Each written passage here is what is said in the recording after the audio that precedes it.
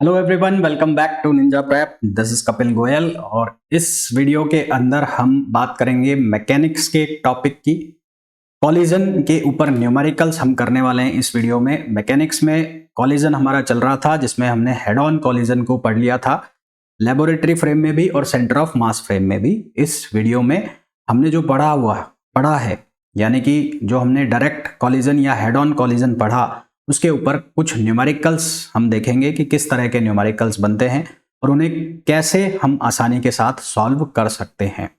तो वीडियो को कंटिन्यू करें उसके पहले अगर आप लोगों ने अभी तक वीडियो को लाइक नहीं किया है तो प्लीज़ वीडियो को लाइक कर दीजिए। चैनल को सब्सक्राइब नहीं किया है तो प्लीज़ चैनल को सब्सक्राइब कर दीजिए और शेयर कर दीजिए।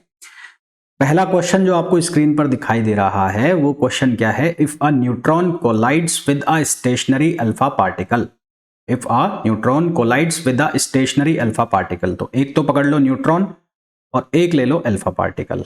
अल्फा पार्टिकल थोड़ा सा बड़ा ले लो, ठीक है। तो न्यूट्रॉन जो है उसकी जो वेलोसिटी है वो v दे रखी है और जो अल्फा पार्टिकल है उसकी वेलोसिटी है 0।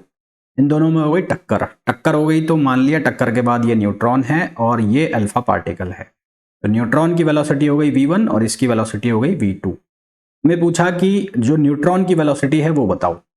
अब इस क्वेश्चन को करने के दो तरीके। पहला तरीका क्या है? फर्स्ट मेथड, जिसमें आप लगाओगे कंजर्वेशन ऑफ मोमेंटम, यानी कि m1v1 equals to m2v2 plus बराबर m1u1 प्लस m2u2, वो पूरा आप लगाओगे कंजर्वेशन ऑफ मोमेंटम। और क्योंकि ये इलास्टिक कॉलिजन है तो इस केस में आपकी कंजर्वेशन ऑफ क्या लगेगी? एनर्जी भी लगेगी, कंजर्वेशन ऑफ काइनेटिक एनर्जी। ये दोनों लगाओगे, फिर उसके बाद v1 और या v2 जो भी पूछा है उसकी वैल्यू निकालोगे।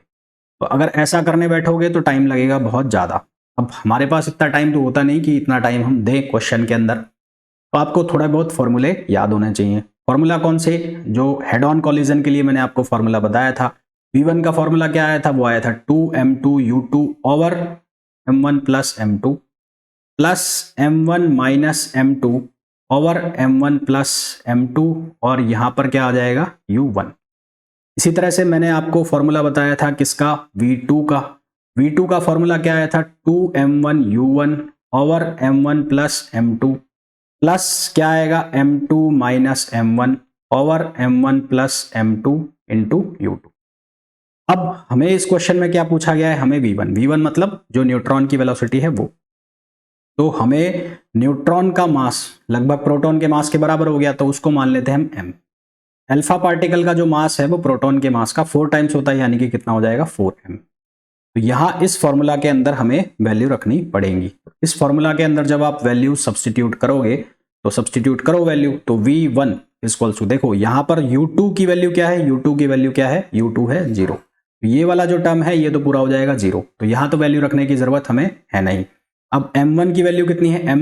और m2 की जो वैल्यू है वो कितनी हो गई? 4m।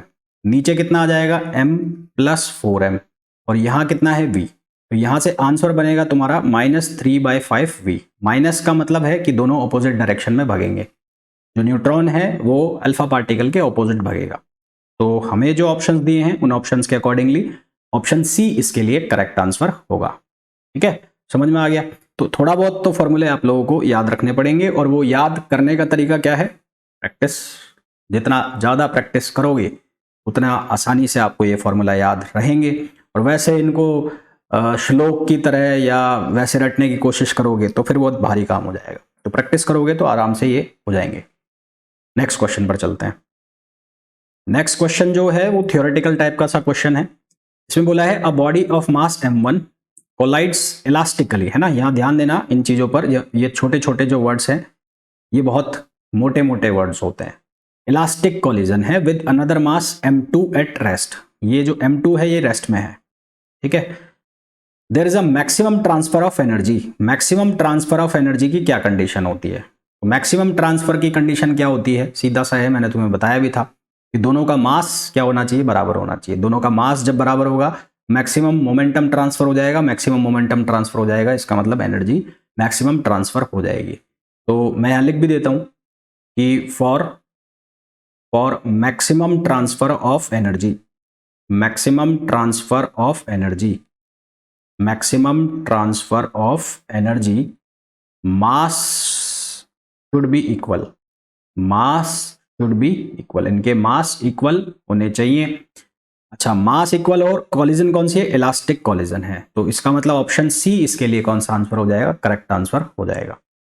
फिर बात कर लेते हैं हम नेक्स्ट क्वेश्चन की। नेक्स्ट क्वेश्चन जो कि क्वेश्चन नंबर 3 है। क्वेश्चन नंबर 3 के अंदर बोला है इन एन इलास्टिक कॉलिजन। अब मैंने आपको ये बताया भी था कि इस तरह के सीधे सीधे क्वेश्चन आपसे पूछे जाएंगे कि इलास्टिक कॉलिजन जो है उसके अंदर क्या कंजर्व रहता है? मोमेंटम कंजर्व रहता है या काइनेटिक एनर्जी कंजर्व रहती है या दोनों रहते हैं?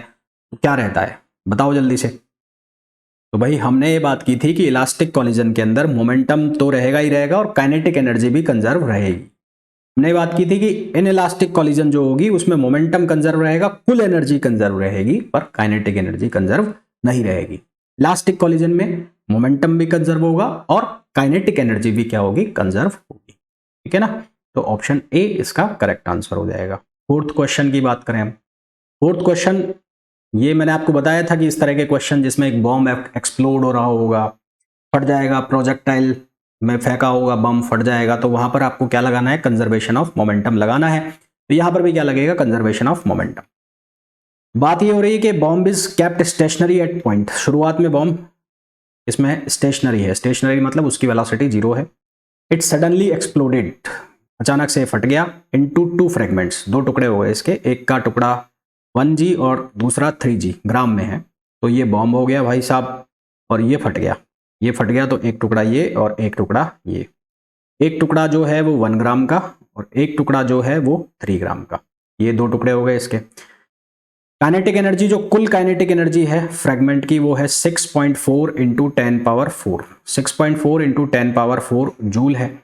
तो हमें बताना है कि स्मॉलर फ्रेगमेंट यानी कि ये जो 1 ग्राम वाला टुकड़ा है इसकी जो एनर्जी है वो क्या होगी। तो सबसे पहले तो हम लगाएंगे यहाँ कंजर्वेशन ऑफ मोमेंटम। तो कंजर्वेशन ऑफ मोमेंटम जब लगेगा, कंजर्वेशन ऑफ मोमेंटम, तो कंजर्वेशन ऑफ मोमेंटम के अकॉर्डिंग कुल मास पहले लेट सपोज ये था m, तो m इनिशियल वेलोसिटी 0। अब यहां पर क्या लगा लोगे? 1 ग्राम है तो इसको चेंज मत करो चाहो तो, और इसको लिख लो आप v1 और प्लस ये इसको लिख लो 3 इंटू v2। तो यहां पर सिर्फ मैग्नीट्यूड कंसीडर करना, तो ये बनेगा 1 इंटू वी वन, मैग्नीट्यूड में ले लो, इक्वल्स टू माइनस आएगा पर इसको मैग्नीट्यूड में ले लो तो 3 इंटू v2। तो यहां से आपके पास v1 अपॉन v2 का जो रेशो है वो बन जाएगा 3:1। 3:1।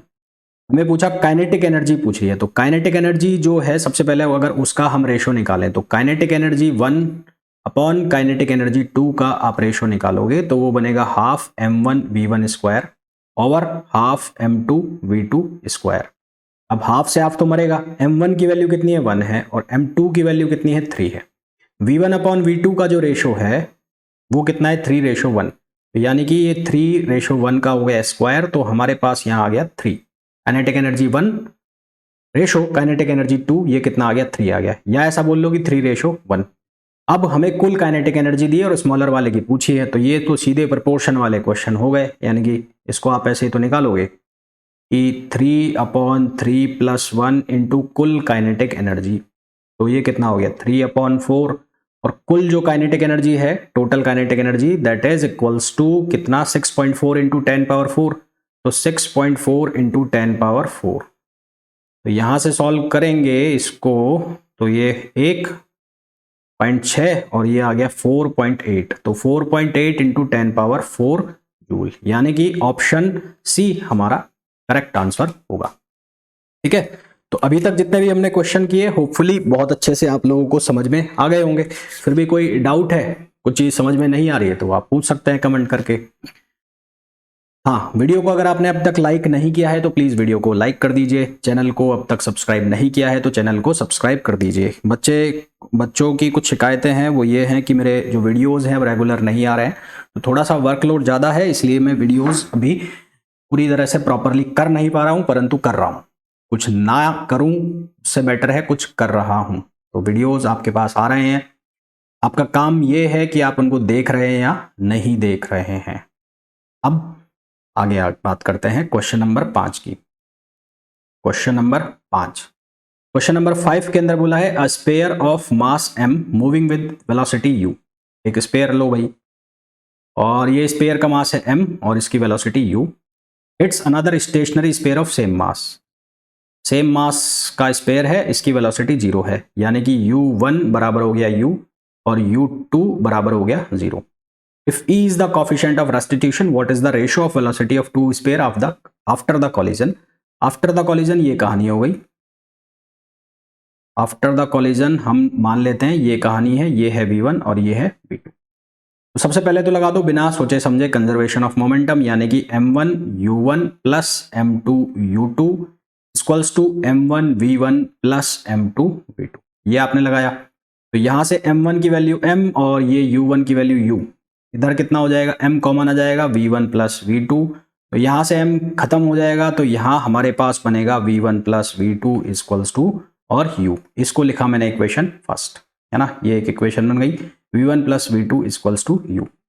कोफिशिएंट ऑफ रेस्टिट्यूशन की बात हो रही है, मैंने आपको बताया था coefficient of restitution v2 minus v1 equals to u1 minus u2।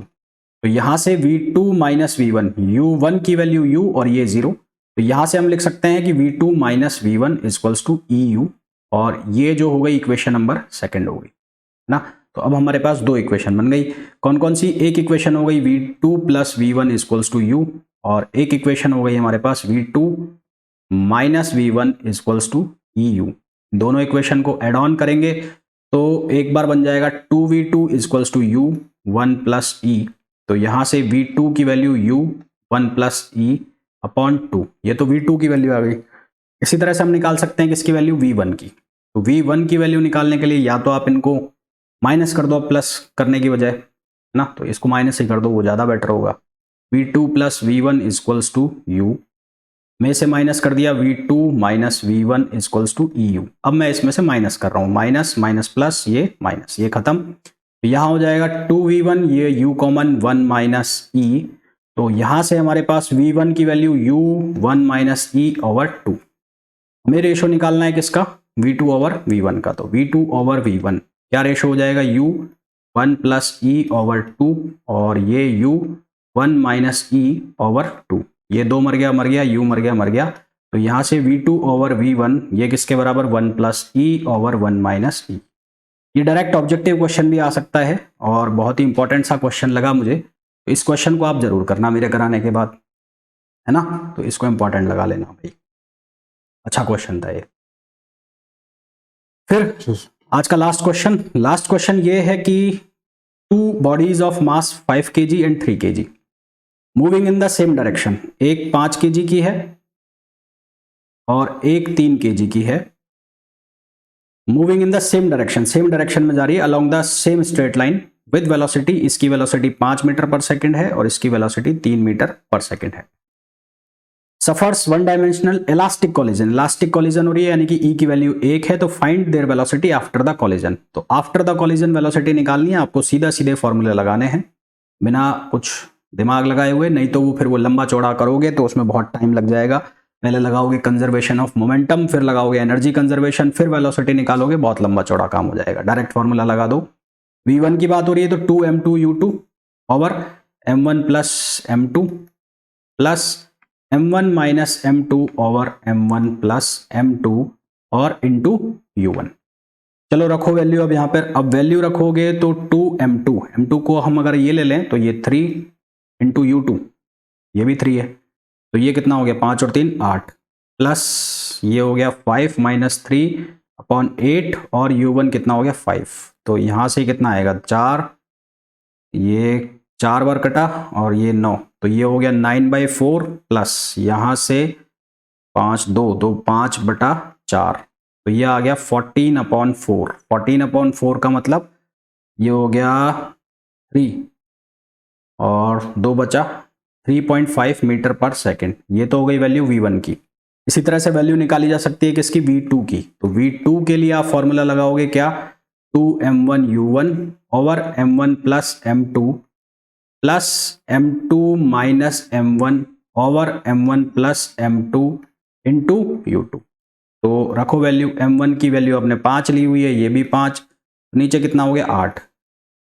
यहां क्या रखोगे, यहां रखोगे m2 3 है, 3 माइनस 5 अपॉन 8 और ये कितना हो जाएगा, ये हो जाएगा 3, कितना आ गया ये 4, तो ये आ गया 25/4 माइनस ये आ जाएगा 3/4 यानी कि 22/4।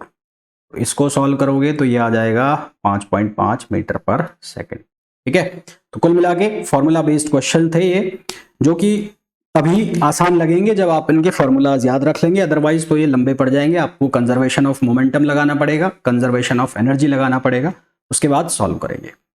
तो ये कुछ क्वेश्चंस थे जो कि बेस्ड थे direct collision, head on collision के ऊपर, और आपने देखा किस आसानी के साथ हमने इनको सॉल्व किया। इसके अगला जो लेक्चर होगा मैकेनिक्स के अंदर, उसमें हम डिस्कशन करेंगे ऑब्लिक कॉलिजन के बारे में।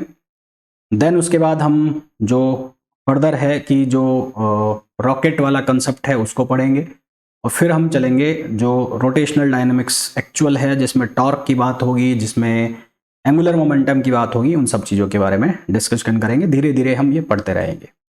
तो होपफुली ये वीडियो आप लोगों को बहुत अच्छे से समझ में आया होगा। फिर भी कोई डाउट है तो आप पूछ सकते हैं। मिलते हैं नेक्स्ट वीडियो में। Till then, thank you, bye bye.